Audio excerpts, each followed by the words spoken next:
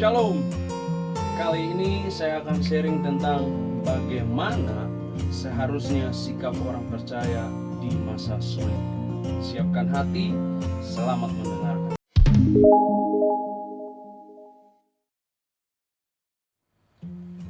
Jumpa kembali dalam kasih Kristus bersama dengan saya Robin Sanuadu. Berbicara mengenai masa sulit, saya yakin ini adalah waktu yang tepat karena dunia sedang mengalami masa yang sulit. Virus corona yang mewabah secara mendunia, yang hingga kini masih eksis, memberikan dampak yang sangat berpengaruh terhadap banyak hal dalam kehidupan kita dan membuat kita khawatir, cemas, bahkan tidak sedikit yang harus menanggung akibat yang ditimbulkan oleh pandemi COVID-19 ini. Dampak lain yang ditimbulkan dari pandemi ini itu tidak sedikit yang meninggal dunia karena terjangkit virus yang mematikan ini. Bahkan cukup banyak dari tenaga medis yang berkorban tenaga, waktu dengan keluarga, bahkan juga ada yang harus kehilangan nyawa karena positif mengidap virus corona.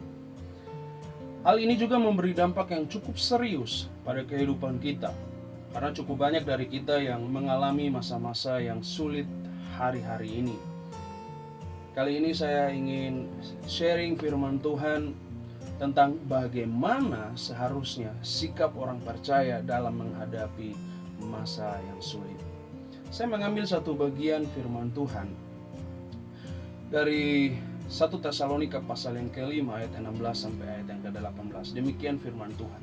Bersukacitalah senantiasa, tetaplah berdoa, mengucap syukurlah dalam segala hal, sebab itulah yang dikehendaki Allah di dalam Kristus Yesus bagi kamu.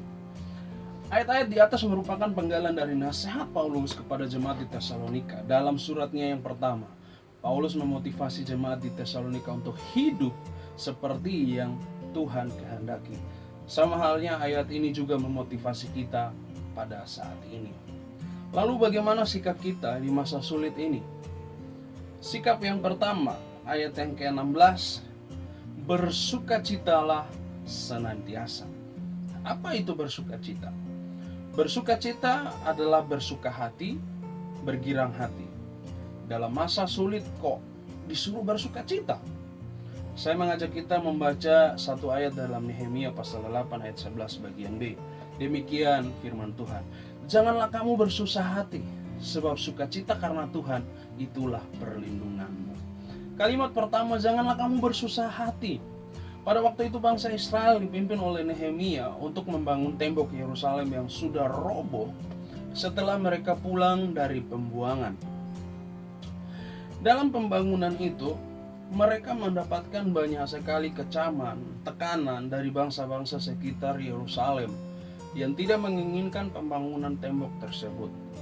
Namun oleh karena pertolongan Tuhan, pekerjaan itu dapat diselesaikan dalam jangka waktu yang cukup cepat, yakni 52 hari. Setelah itu mereka merayakan Hari Raya Pondok Daun, dan pada waktu selesai pembacaan kitab Taurat, Nehemia menguatkan hati bangsa Israel yang sedang bersedih karena kota mereka dihancurkan oleh Babel, bahwa janganlah bersusah hati, sebab sukacita Tuhan itulah perlindungan. Ketika kita mengaku percaya kepada Tuhan, Tuhan menghendaki kita bersukacita dalam segala hal, bukan justru bersusah hati. Karena kita percaya kepada Tuhan, Tuhan tidak menghendaki kita berbicara dengan mulut bahwa kita percaya, namun dengan hati kita ragu dengan Tuhan, mempertanyakan pertolongan Tuhan yang tidak pernah kunjung datang. Mazmur pasal yang ke-55 ayat yang ke-23, demikian firman Tuhan.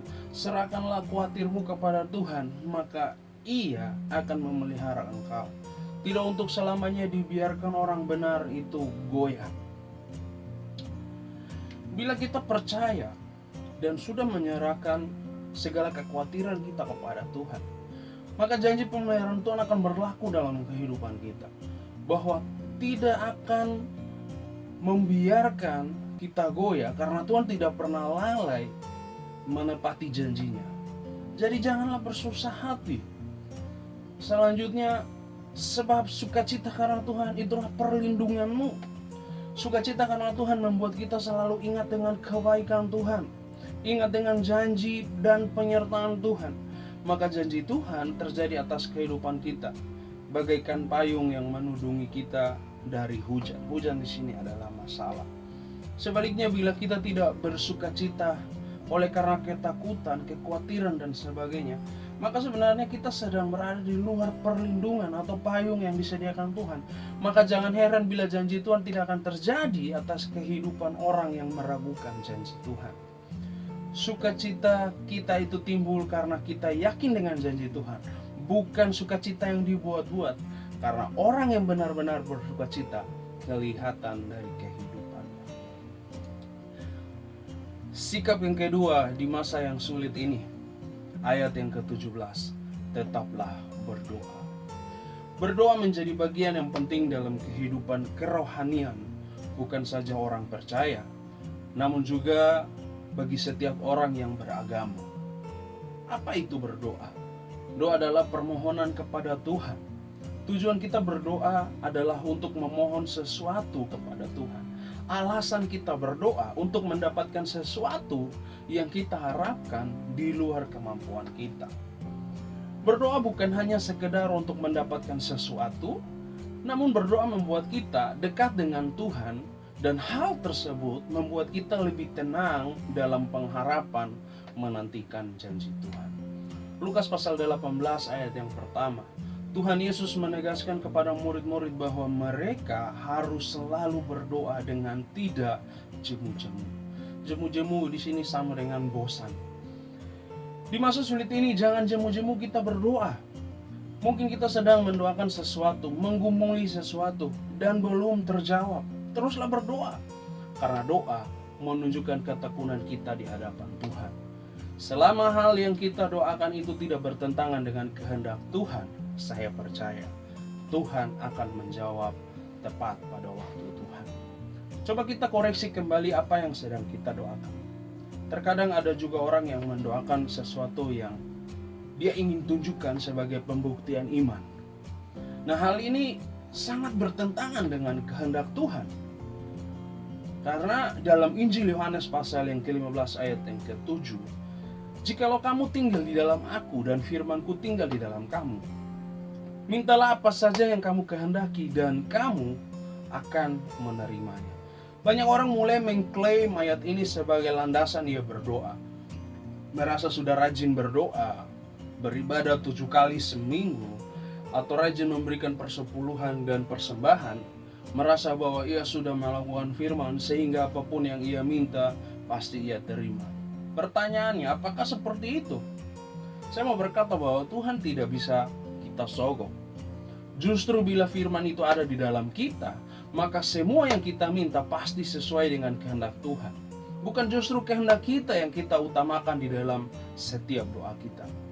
Pada saat yang sulit seperti ini, saya mengutip sebuah ayat yang cocok untuk kita doakan dan gumulkan selain daripada pergumulan pribadi kita. Di dalam Yeremia pasal 29 ayat yang ke-7. Usahakanlah kesejahteraan kota kemana kamu aku buang, dan berdoalah untuk kota itu kepada Tuhan, sebab kesejahteraannya adalah kesejahteraanmu.